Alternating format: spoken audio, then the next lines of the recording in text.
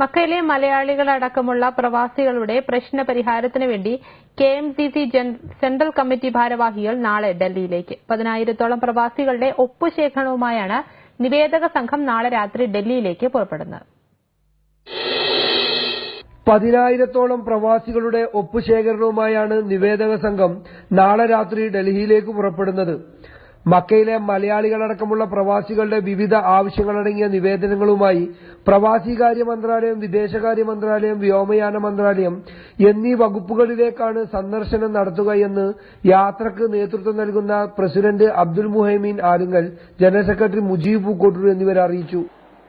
10,000-ഓളം വരുന്ന പ്രവാസി സമൂഹം ഒപ്പിട്ട ഭീമ ഹർജിയുമായിട്ടാണ് ഞങ്ങൾ 10ഓളം വരുന്ന എക്സിക്യൂട്ടീവ് ഭാരവാഹികൾ ഡൽഹിയിലേക്ക് പുറപ്പെടുന്നത്. അതിൽ പ്രധാനമായും കോഴിക്കോട് എയർപോർട്ട് സംബന്ധിച്ച് നമുക്കറിയാം, നമ്മുടെ പ്രവാസികൾക്ക് മലബാർ മേഖലയിലുള്ള പ്രവാസികൾക്ക് ഏറ്റവും പ്രധാനമാണ് കോഴിക്കോട് എയർപോർട്ട്.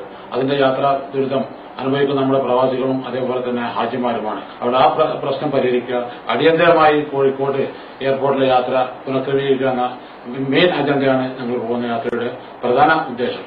മക്കയിലെ ഒരു ഇന്ത്യൻ കമ്മ്യൂണിറ്റിക്ക് ഒരു സ്കൂൾ എന്ന സ്വപ്ന സാക്ഷാത്കാരത്തിനും അതുപോലെ തന്നെ പ്രവാസി വോട്ടവകാശത്തിനെ കുറിച്ചും മലബാറിലെ പ്രവാസി യാത്രക്കാരുടെ ഏക ആശ്രയമായ കോഴിക്കോട് എയർപോർട്ടിൽ നിന്ന് ജംബോ ജെറ്റ് വിമാനങ്ങൾക്ക് ജിദ്ദയിൽ നിന്ന് അടക്കം പറന്നുയരാൻ എത്രയും പെട്ടെന്ന് അനുമതി നൽകുക, കോഴിക്കോട് എയർപോർട്ടിൽ നിന്നും ഈ വർഷത്തെ ഹജ്ജ് വിമാനങ്ങൾക്ക് സർവീസ് അനുമതി നൽകുക, മക്കയിൽ ഇന്ത്യൻ എംബസി സ്കൂൾ അനുവദിക്കുക, പ്രവാസികൾക്ക് വോട്ടവകാശം നൽകുക തുടങ്ങിയ ആവശ്യങ്ങൾ ഉന്നയിച്ച് പുറപ്പെടുന്ന ഈ നിവേദക സംഘത്തിന് ആവശ്യമായ പിന്തുണയുമായി ഇ.ടി. മുഹമ്മദ് ബഷീർ MP ഡൽഹിയിൽ വെച്ച് ഒത്തുകൂടുമെന്നും അറിയിച്ചു.